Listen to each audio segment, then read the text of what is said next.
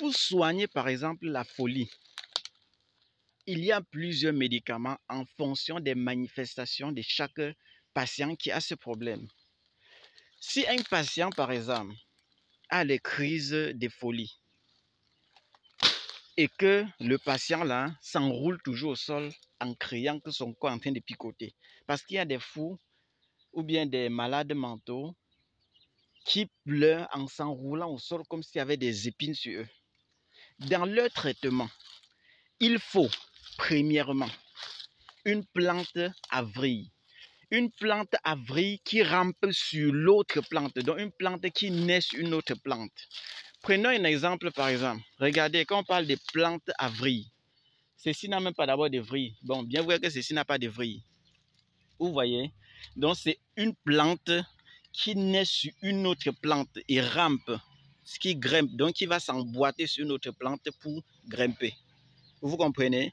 Donc voilà, on cherchait les plantes qui prennent naissance sur d'autres plantes pour grimper et utilisent la plante là comme support pour grimper. Voilà l'ingrédient.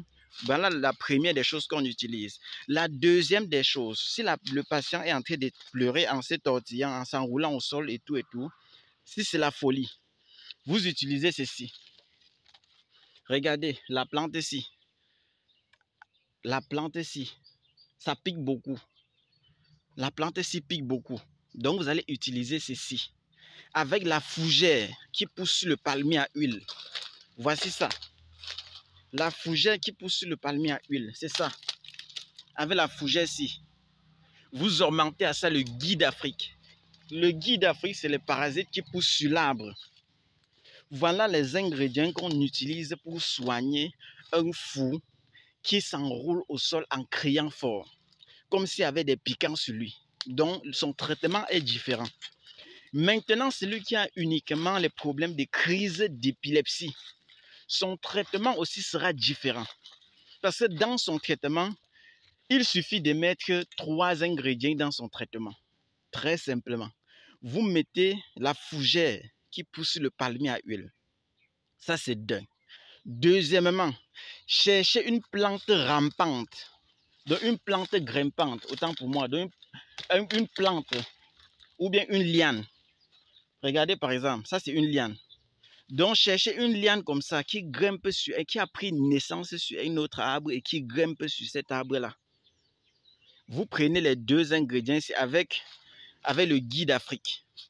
Donc, voilà les 3 pour soigner quoi? Pour soigner l'épilepsie. Voilà comment on soigne l'épilepsie.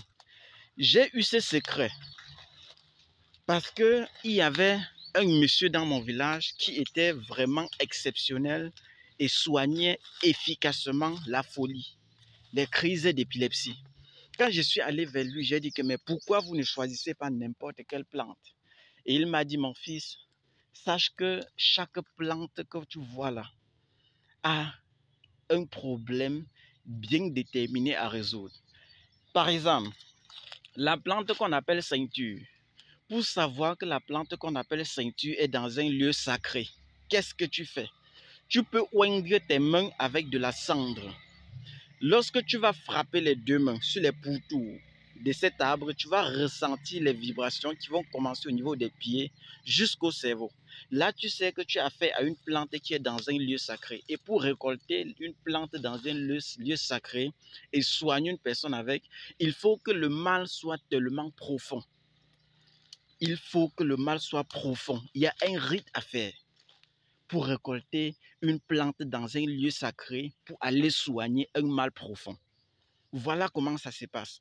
Les plantes, on ne récolte pas au hasard. Non, on ne récolte pas les plantes au hasard. Chez nous, en phytothérapie, bien vrai qu'il y a l'heure pour récolter, il y a la saison pour récolter des racines. Il y a la période pour récolter des feuilles. Il y a des techniques qu'on utilise en phytothérapie pour récolter les écorces. Il y a plusieurs méthodes. J'avais même fait une vidéo où je parlais des méthodes, des techniques de récolte durable. Aujourd'hui, les gens abattent seulement l'arbre. Parce qu'il veut quelques feuilles, il coupe l'arbre, il met au sol.